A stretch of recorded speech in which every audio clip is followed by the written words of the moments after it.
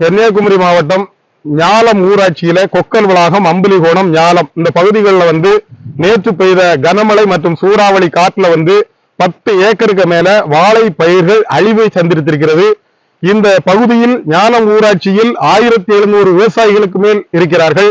20,000 ஏக்கருக்கு மேல் விவசாய நிலம் உள்ளது. நேற்று பெய்த கனமழை சூறாவளி காற்றில் மட்டும் ஒரு 7,000 8,000 வாழைக்கு மேல் அழிவை சந்திருக்கின்றது. இந்த அழிவை சந்திப்பதனால் அந்த விவசாயிகள் மன கஷ்டத்தில் உள்ளனர். இவர்களுக்கு இழப்பீடு இதுவரை வழங்கியது கிடையாது. இன்று இந்த கிறிஸ்டோபர் என்கிற விவசாயி இந்த பகுதியிலே 2,000 வாழைக்கு மேல் அழிவை சந்தித்திருக்கிறார். இதற்கு அதிகாரிகள் இன்று வரை இந்த இடத்திலிருந்து பார்வையிடவில்லை.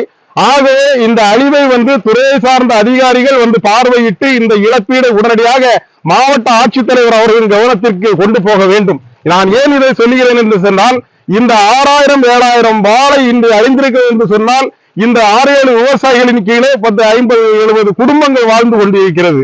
அந்த குடும்பங்களுக்கும் வாழ்வாதாரம் இல்லாத சூழ்நிலை உருவாகியிருக்கிறது.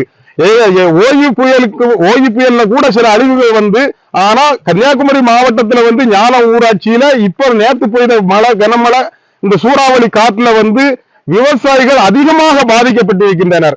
இந்த வாழைப்பழம், இந்த ஏத்தங்காயை ஏற்றுமதி வெளிநாடுகளுக்கு மற்றும் அண்டை மாநிலங்களுக்கு, சென்னைக்கு, கேரளாவுக்கெல்லாம் ஏற்றுமதி செய்து இதனால் இந்த அழிவினால் ஏற்றுமதிகள் பாதிக்கப்பட்டிருக்கின்றன.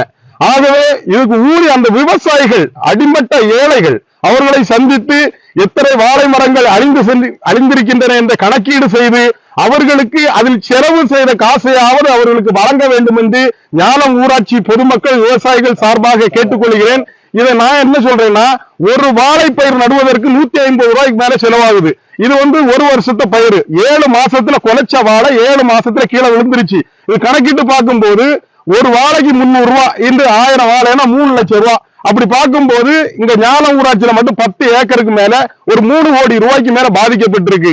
அந்த விவசாயிகளை சந்தித்து அவர்களுக்கு என்ன செலவானதோ அதை கொடுத்தா கூட அந்த விவசாயத்தை அவர்கள் மீண்டும் செய்வார்கள் என்பதை தமிழக அரசுக்கு தெரிவித்து இந்த இழப்பீடை உடனடியாக வழங்க வேண்டும் என்பதை கேட்டுக்கொள்கிறேன். விவசாயம் கடன் வாங்கி தான் இந்த மாதிரி வாழை விவசாயம் பண்றாங்க. அதனால இழப்பீடு உடனடியாக வழங்க.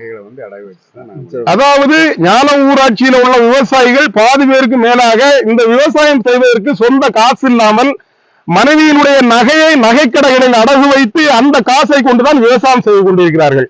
ஆகவே இதை அறிந்து இதை ஏதாவது இழப்பீடு கொடுத்தால்தான் இந்த விவசாயத்தை அவர்கள் மீண்டும் செய்ய முடியும். எதுவும் வழங்காத பட்சத்தில் விவசாயம் அழியக்கூடிய சூழ்நிலையில் இங்கு இருக்கிறது. இதை தமிழக அரசு உடனடியாக உற்று கவனித்து மாவட்ட ஆட்சித்தலைவரை கொண்டு இழப்பீடு வழங்க வேண்டும் என்பது எங்கள் விவசாய மக்களின் பொது கருத்தாக இருக்கிறது.